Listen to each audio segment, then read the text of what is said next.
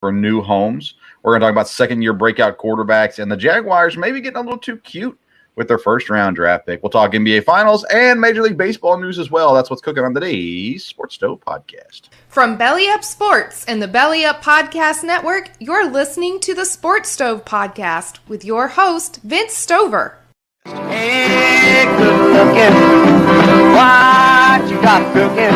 How's about cooking something up with me?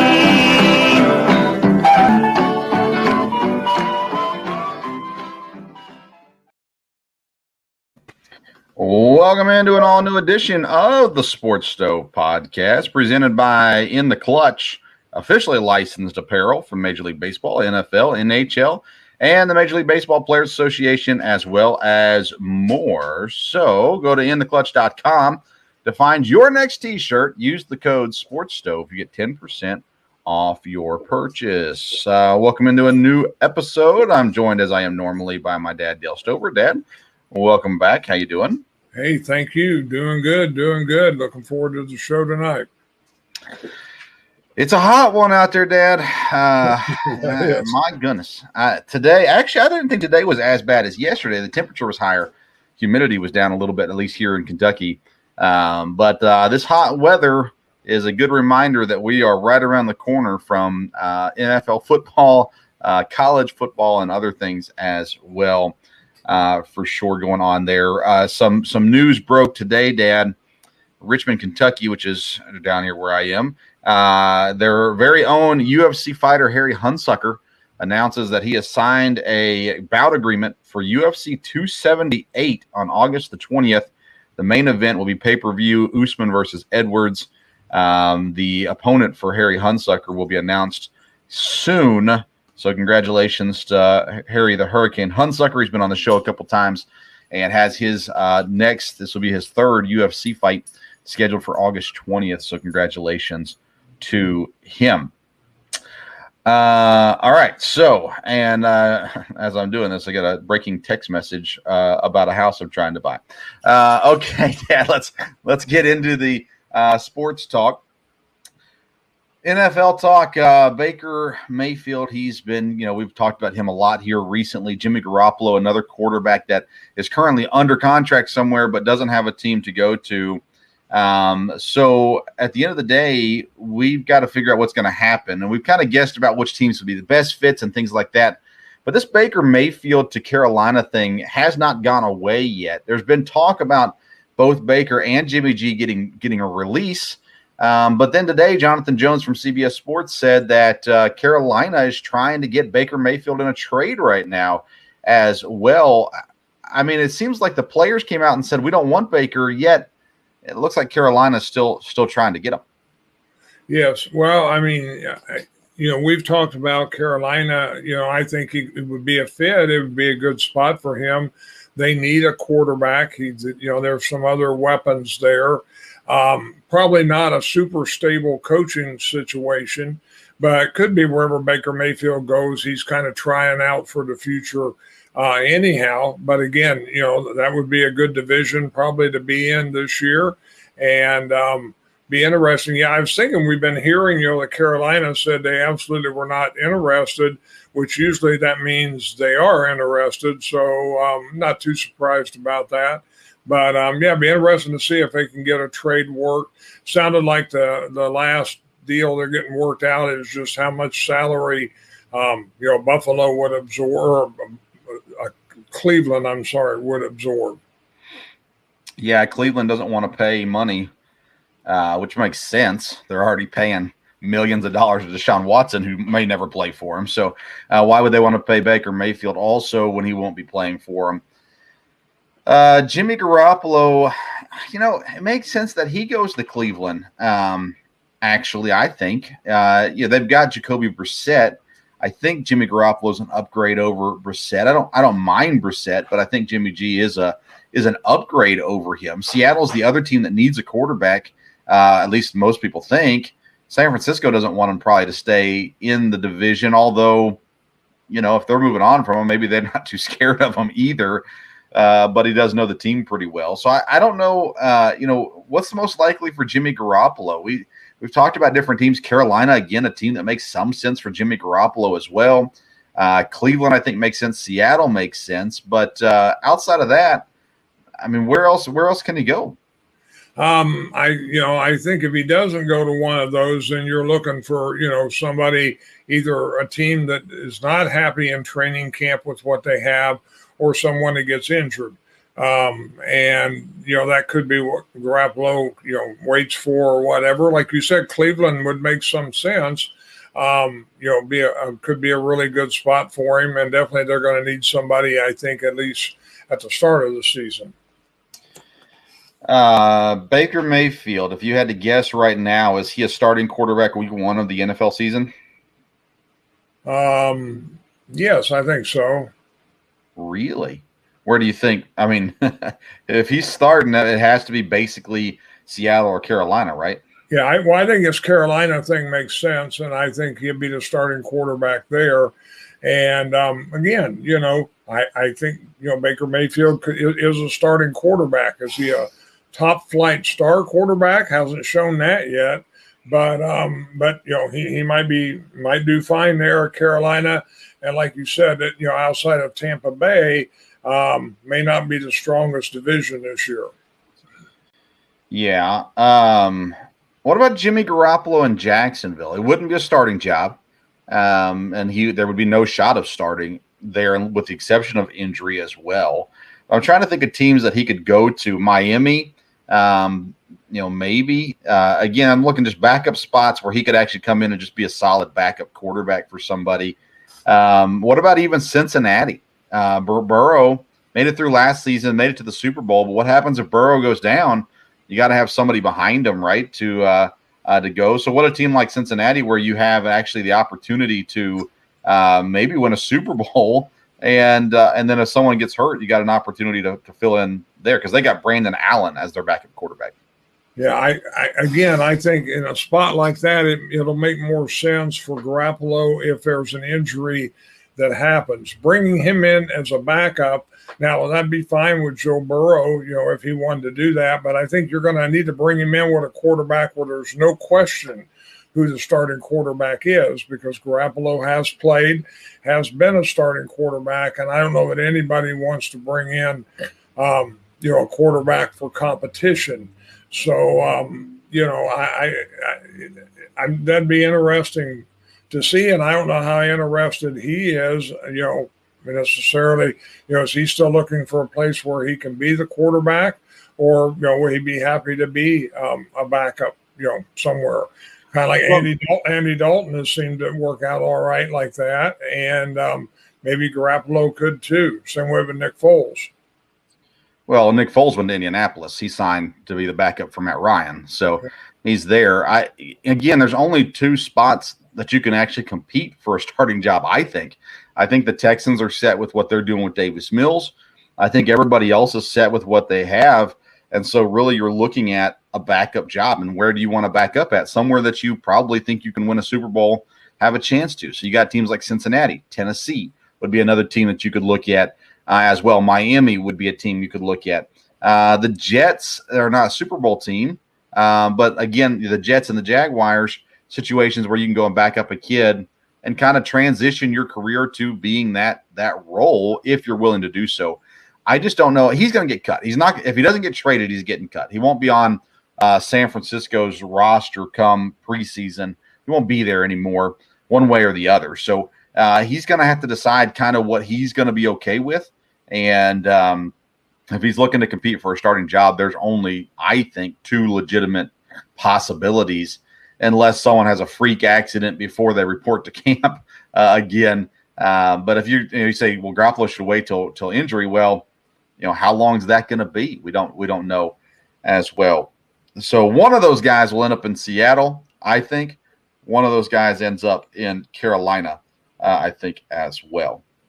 Let's see here. Let's talk about, keep on the quarterback things. We got an interesting class of second-year quarterbacks. Sophomore year for these guys. Trevor Lawrence, Zach Wilson, Fields, Trey Lance, Mac Jones, Davis Mills, the guys that got starting time last year, come in. Out of those guys, second-year possibility. You look at the teams that they're on. Trevor Lawrence, not a great team. Zach Wilson, he's got an okay team.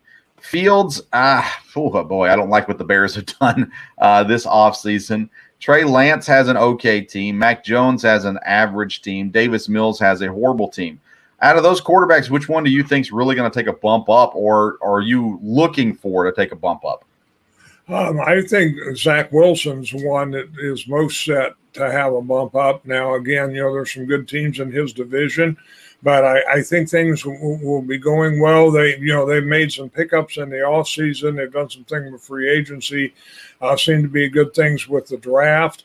And I think the Jets, again, it's going to be tough in that division. But as far as a quarterback coming around, I think, Wilson could prove that he is the long-term guy. And to me, that would be the best shot of the bunch, but I think, they're all going to get a chance to start. So we will see. But I think Zach Wilson, of course, Mac Jones, did great last year, there. So unless he has a sophomore slump, again, like you said, not necessarily on an excellent team, but he would know the system and everything there. I think that would make sense. Trevor Lawrence, I still think is going to be a really, really good quarterback. But I don't know if Jacksonville right now, again, I think Peterson will be a good coach for him. I think he'll have a good year, but I don't know if it'll be as good as the other two. Trey Lance, I think makes sense for, he'll probably get the chance to start and a chance to play and probably will develop a lot. I'm not sure mentally he is there as far as grasping everything with the system and would be, comfortable as maybe some of the other guys would be. We all talked about Justin Fields, at the draft. He probably has as much ability as any of them. But like I said, he's with a mess of an organization. It really is. And there's going to be a lot of pressure. I don't know that he has all the weapons he needs. And there's going to be a lot of pressure put on him, I think, because of the way, the new general manager and everybody has talked. That, and I think he'll be a really good quarterback. And if they'll tailor the system around him, then that will work. But I'm not sure there's going to be a lot of patience there. I think there may be a lot of pressure, and that may force his hand, earlier than he needs to be. Davis Mills will not be on a good team, but he might be a guy that could take a step up. And you can look at him at the end of the year and say, hey, Davis Mills is going to be a quarterback. Yeah, definitely. And he's going to have to be this year unless he, if he doesn't, he loses his job because they're going to draft a quarterback number 1 overall next year, unless he can get them to win, 6 or 7 games and have to be the 3rd or 4th or 5th pick in the draft because the top 2 picks are going to be quarterbacks more than likely in the next draft. Let's kind of go through them. Trevor Lawrence, Jacksonville. I like what Jacksonville did in the offseason. They've kind of helped out their offensive line a little bit, bringing in Brandon Sharf. They re-signed Cam Robinson. They bring in weapons, Evan Ingram at tight end, Christian Kirk at wide receiver. Zay Jones comes in from Las Vegas as well. They don't have a traditional number 1 wide receiver, but I really like the group that they have at wide receiver. Defensively, they go out and draft 3 guys. Devin Lloyd, Trevon Walker went first. And Chad Muma there in the first 3 rounds. We'll get to Trevon Walker here in a second. But they made some necessary changes, I think. And I think that Jacksonville could step up. Not playoff team step up, but that division is pretty weak overall. And it's actually available for the taking. Indianapolis would still be the team I'd take first. Tennessee is still going to be up there as well, but neither of those teams are great teams, I don't think, at least. And so there's actually a little room to wiggle there for Jacksonville where they could have a decent year and pull out 6, 7, 8 wins here in year 2 of Trevor Lawrence. And I expect him to make a big step up from last year and start to show what he could be coming down the line. New York Jets, they as well, I love what they've done in the draft recently. They get Garrett Wilson at Ohio State. Last year they got Elijah Moore. Their offensive line is pretty well set, pretty solid guys. Don't love their tight ends. CJ Uzoma comes over from Cincinnati, but it is what it is. So Zach Wilson has some weapons now and an opportunity to do something. And they've got a really good defense as well. They should have a really good defense there in New York. So some of the pressure should be off of him because the defense should set them up for at least a little bit of success. I already said Justin Fields, as much as I like him, I don't think the Bears are setting him up for success at all. Trey Lance is an interesting one. He had a whole year to sit. He played sparingly in year one, had a whole year to sit. Looks like they've got everybody back. And so there's an opportunity there. He's got some dynamic offensive talent around him too, led by George Kittle. They got a good running game. Deebo Samuel supposedly is going to be there and play and all that kind of stuff as well. So there's potential. Mac Jones and the Patriots, that division's getting tougher and tougher. They go out and get Devontae Parker this year, which should help a little bit Mac Jones. And they've got two tight ends who underperformed last year, but should be really good. So Mac Jones could take a step forward as well. And then Davis Mills, you kind of already talked about him. I think Davis Mills could have a good year. At the moment, he still has Brandon Cooks on the roster. They drafted John Mechie as well. So they've got some talent there. I don't love their tight ends. They don't have anybody you probably ever heard of at tight end, at least not recently. And the defense is lackluster as well. So Houston's going to be bad, but that means you're going to throw the ball a lot. So statistically, Davis Mills could have a really good year as well. But if I'm looking for big jumps, Dad, I'm looking at Trevor Lawrence and Zach Wilson, picks 1 and 2 last year. And for no other reason, they've got a year under their belts. They played for a year, even though there were injury issues there as well. I expect both of them to make big steps up. I expect New York to be fighting for the playoffs. I expect Jacksonville to be much improved in their record as well. And just to see Trevor Lawrence, like I said, starting to show that he is that next superstar quarterback, like everybody compared him to Andrew Luck. I think we have to start seeing that already this year. What do you think on that? Yeah, I mean, I think Trevor Lawrence, I think he's going to be a really, really good quarterback and could end up being one of the elite ones. Again, he's got a new coaching staff and everything, so we'll just see how it goes, but they should know how to handle him. And, I think he could be a lot better. And like you said, he is in, a weaker division there. And like I said, I think Zach Wilson's set up for a good year too. So it'll be interesting to see how these second-year guys do.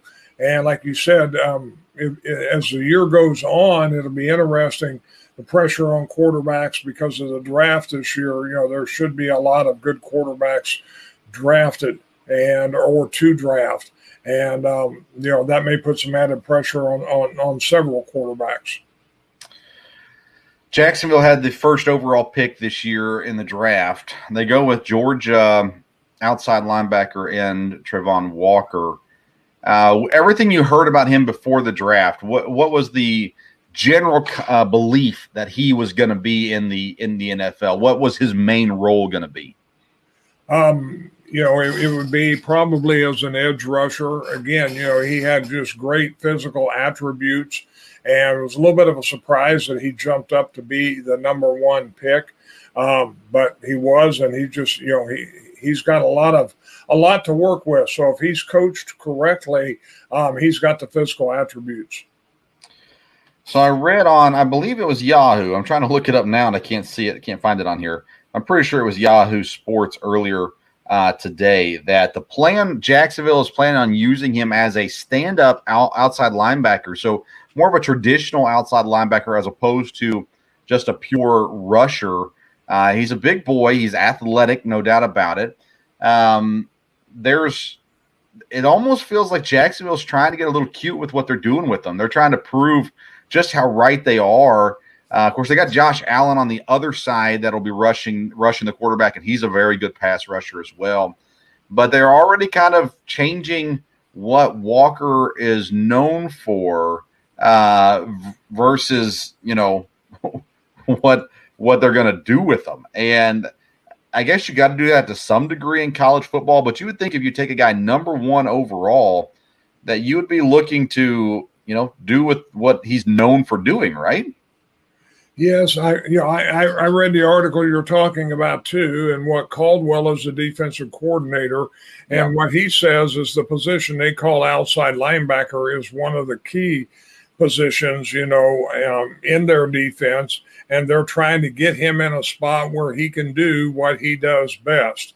So again, I'm not a defensive coach, so I don't know, and I don't know what scheme they're trying to run, but I would think they're going to try to maximize Pravon Walker the best way they can. And whether you call him an edge rusher or an outside linebacker, I don't believe they're going to have him dropping into coverage all the time for sure. But again, he's got physical abilities. I've read where he's really, soaking up all the reps he can get. I think his attitude is good. And, again, if Caldwell, I think, would know what he's doing, then, we'll see how it works out. Yeah, it'll be intriguing to see how he buys into the role as well. We've seen not always as rookies. You say he has a good attitude. He better have a good attitude. He's the number 1 overall draft pick. But yeah, I like Josh Allen on the other end as well. He'll be rushing the quarterback. He's had success early in his career as well. Sometimes I feel like guys try a little too hard, but again, they're getting paid a lot of money to make these decisions. So, and Caldwell's a good coach, so you'd like to think that he knows what he's doing. As I want to see Jacksonville do better. I like a lot of the players on their team. I'd like to see them have some success. Do you think Christian Walker can be a true number 1 wide receiver, or Christian Kirk? That was a little bit of a stretch. He is a very good wide receiver. We've talked about him in fantasy football a lot, and but I think it's a little bit of a stretch. But like I said, wide receivers, the way they're getting paid this year and everything is kind of crazy. Anyhow, I think he can be a very good wide receiver. Really depends how they, you have them on running backs and how they can use him. From there. So I think he can have a good year. I don't know that he's one of the, top 10 wide receivers right out of the box. No, he's not one of the top 10, I wouldn't say. One of the big news things right now is they're kind of getting closer to the season. So there's some contract disputes going on. Terry McLaurin is one of the guys that's been talked about in the news a lot recently, saying he's not going to show up till he gets a contract. I was curious, Dad, kind of your thoughts on how you feel about players holding out. We don't have a whole lot of players that hold out into the season. There are players that hold out through preseason for a time. That's a little more common. But camp's coming up here pretty soon. Preseason coming up here pretty soon. What's your general philosophy, or have you ever changed your thoughts on guys holding out versus guys showing up to play when they're under contract? Well, I think in training camp, if they're under contract, then they need to show up. And I think you hurt your team when they don't show up for training camp, because the way the league is structured now, it's really structured differently. And they don't have as many practices. They don't have as many padded practices. They don't have as many preseason games. And a lot of times the main starters don't play preseason games anymore. So it's really changed. But I think a guy holding out would probably hurt the other teammates more. As far as, the OTAs, at first I thought, everybody ought to always be involved in all those. But teams have really changed. They know that's not going to happen. It is optional. And so I think teams have changed. This gives them a real good chance to work with the rookies, with the undrafted free agents, with the second, third string players, gives them a chance to show a little more what they have, and to get those people all on page. So when training camp comes, because training camp, like I said, it is not as involved as it used to be. And so I think the idea that you can have the team all ready to hit the ground running first day of training camp, that's what the OTAs really help with and really work for. Mini camp, gives everybody a chance to see everybody a couple days. But it's changed so much. A few years ago, football was really all year long. The OTAs, everybody came to that. Everybody kind of had to, even though it was optional. And, they worked with them more. But that's changed now. And players have done all right without being there in the OTAs and things like that. Of course, a lot of players work out, keep in shape on their own. So I've definitely changed a little bit on the OTA part of it. As far as when you get to training camp, again, there's not as much time. So I think it's important to have everyone there. As far as people holding out, again, I mean, there's so much money involved now and everything. You would think for the most part, everybody can get that worked out. And, hopefully there won't be a lot of long holdouts, but I do think it probably hurts the team. Yeah, it seems to me like the teammates are usually okay with it. So from my opinion has changed on this to a little bit more accepting it. Maybe it's just because it's the way it is now versus right or wrong. But it seems like in most cases, the teammates are fine with it. They understand the situation because we've seen a lot of guys get injured and, just by running, like making a cut or running a route, and all of a sudden their ACL blows. I mean, Odell Beckham did it in the Super Bowl. So, I mean, there's always that chance for injury, and then that hurts your contract situation. So I don't blame them. I don't love it, but I don't also hate it at the same time.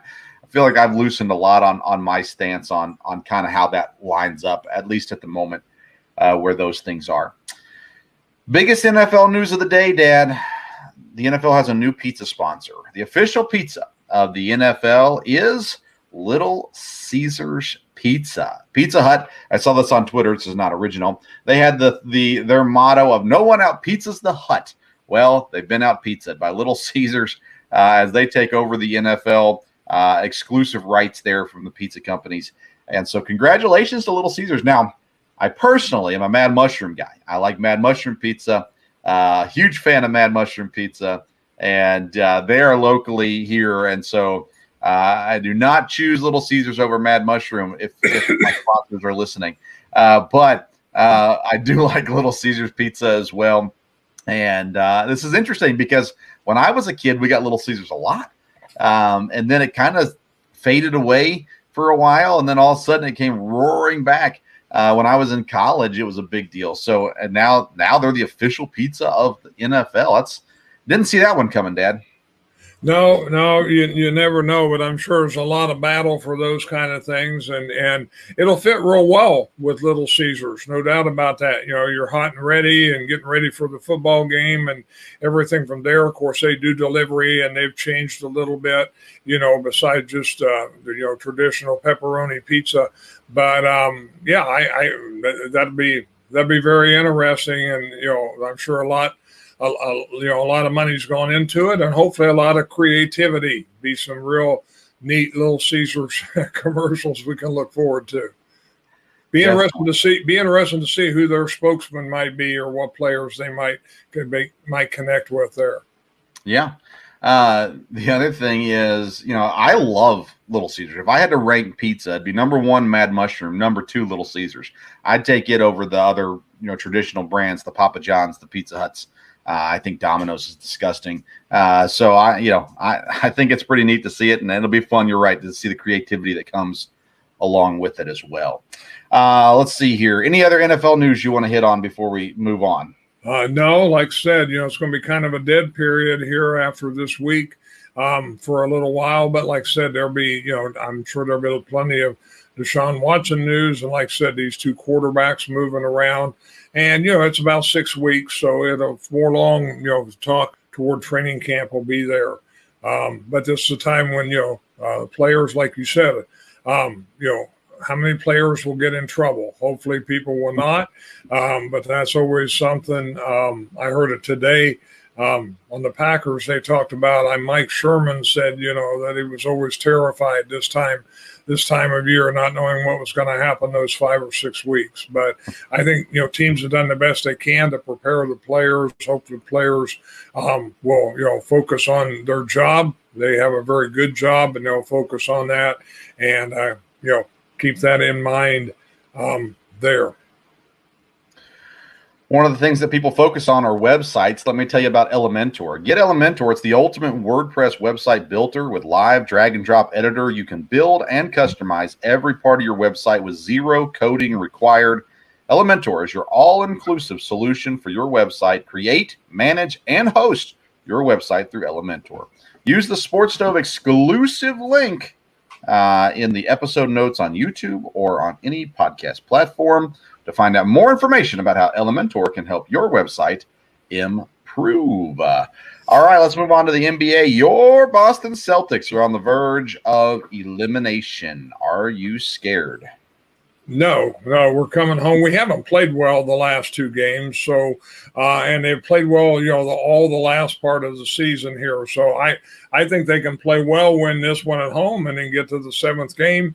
And I still think it can be Boston in 7. Boston is the favorite Thursday night, 4-point favorites over Golden State in Boston. I don't know, Dad. It seems like the Warriors have kind of found their groove. And I think maybe they finish it off in Boston. I think about it. I think it's always better for a team to win at home when they clinch and win the championship and celebrate at home, especially when we're talking about opposite sides of the country.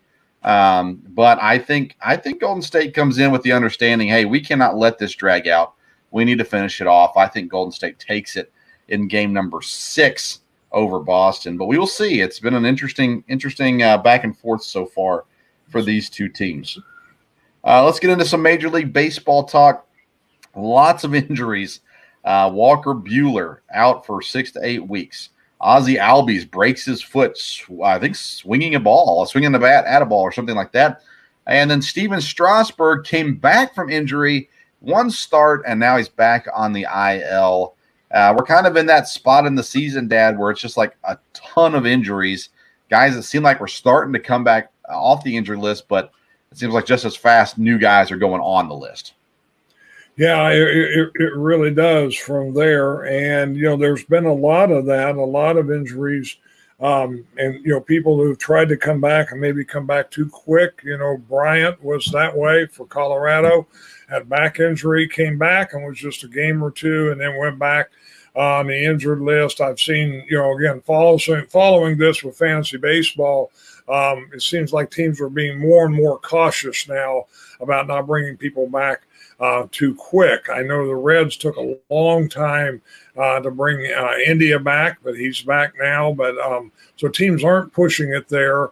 And especially at this time of the season, that makes sense. There's still a lot of the season left, from there. So I think that makes some sense. But yeah, these injuries, it's really been crazy. And it's, as you know, of course, you're in fantasy baseball too. It's made it really exciting. And some of these guys have been out. Some of the ones on my team have been out quite a while. But you keep hearing, hey, we're not going to rush them back.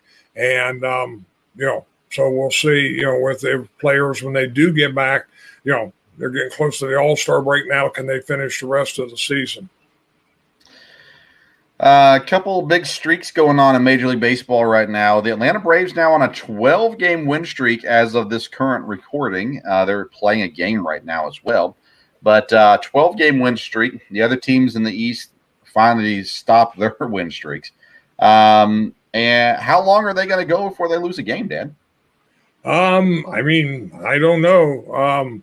Was it last year when or was it the Braves that had like a 15-game winning streak or something when they started to come back there? But I don't know. I don't think, they'll just keep winning. But it's interesting because the Mets are still, doing well too. But that division definitely has took on a totally different look, with Philadelphia and with Atlanta. And I think from a baseball fan standpoint, it'd be good to have, good battles in all the divisions.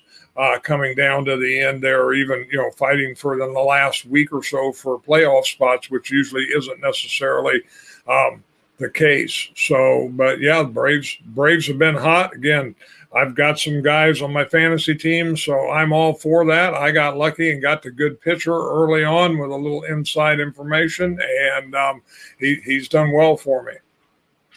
Atlanta played the Diamondbacks, the Rockies, the Athletics, the Pirates, currently playing the Nationals. Next, they get the Cubs.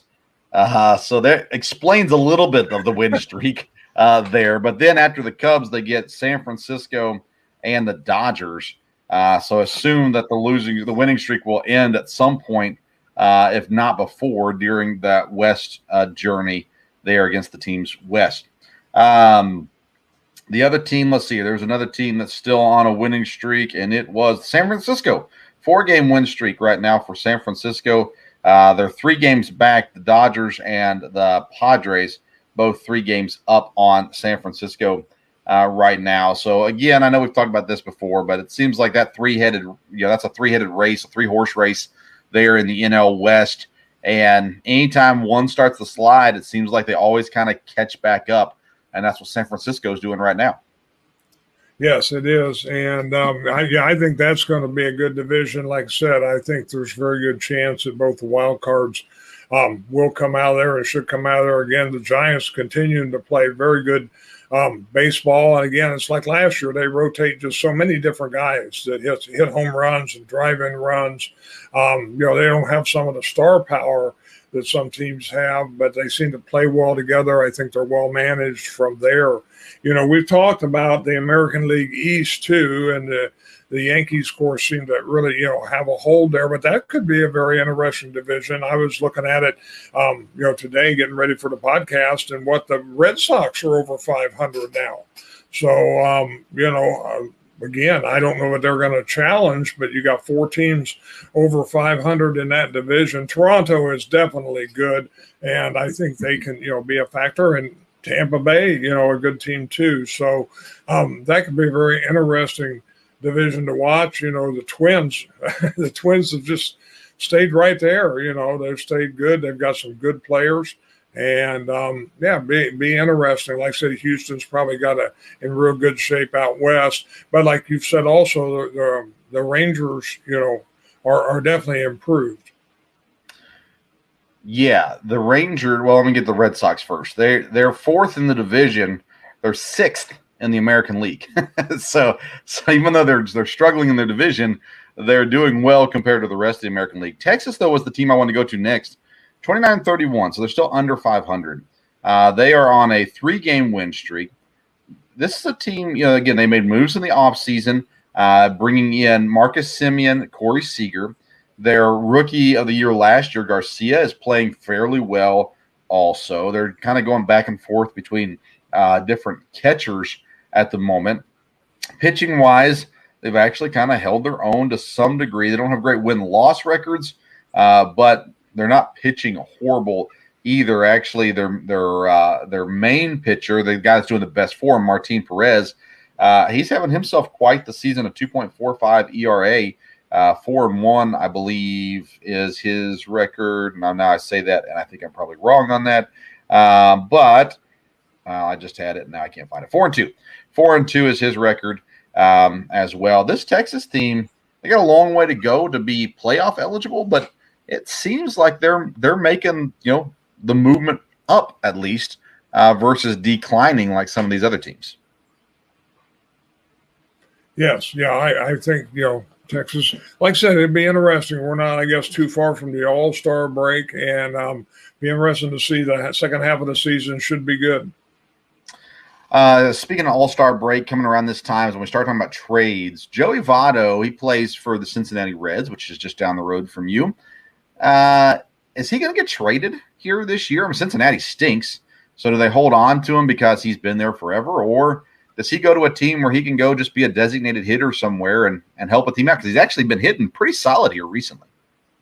Yes, that's an interesting question. The Reds, Votto, is the one name, that's been here and been doing so well for so long. So the idea, I don't know. I think things have calmed down a little bit with the fan base here, but I'm not sure what would happen if they got rid of Joey Votto. I don't know how that would necessarily benefit them. It might benefit him, but he's the real mainstay here with the Reds at this point. I don't know. I don't know if they trade him or not. And again, the question is, are the Reds going to do anything to really help themselves, next year or heading in the right direction? And there's probably still a lot of question about that. Yeah, I don't know what he does to help them in the future either, though. I mean, if he's there, if you're gonna rebuild, you got to rebuild, and I think you got to get rid of him. You're not going to get much back for him, but you can get a prospect, and you never know with a prospect. You never know what you're going to get. So it'll be interesting to see what they decide to do with them. All right, Dad, any other topics you want to discuss before we go? No, like I said, I think we covered a lot of stuff there, and I think we're in good shape. Like I said, hopefully my Celtics will hang in there and get to Game 7 and win that one and make me look good. We got the hockey playoffs starting on Wednesday night. Could be a really, really good Stanley Cup Finals, and be interesting there. Yeah, we had a listener not happy with our NHL talk last episode. Very frustrated with us for not knowing names of people. Or she apparently has not watched our show. We are not an NHL show. But he was not pleased. So, Jason, if you're watching again today and you made it all the way to the end, thanks for sticking around with us nonetheless from there. Well, if you don't like the content, don't listen. It's okay. We can do without you. But we do appreciate people listening, and thank you for your support, for sticking with us, even if you don't like everything that we talk about. A couple of ways that we can help you out. Number one, go to intheclutch.com.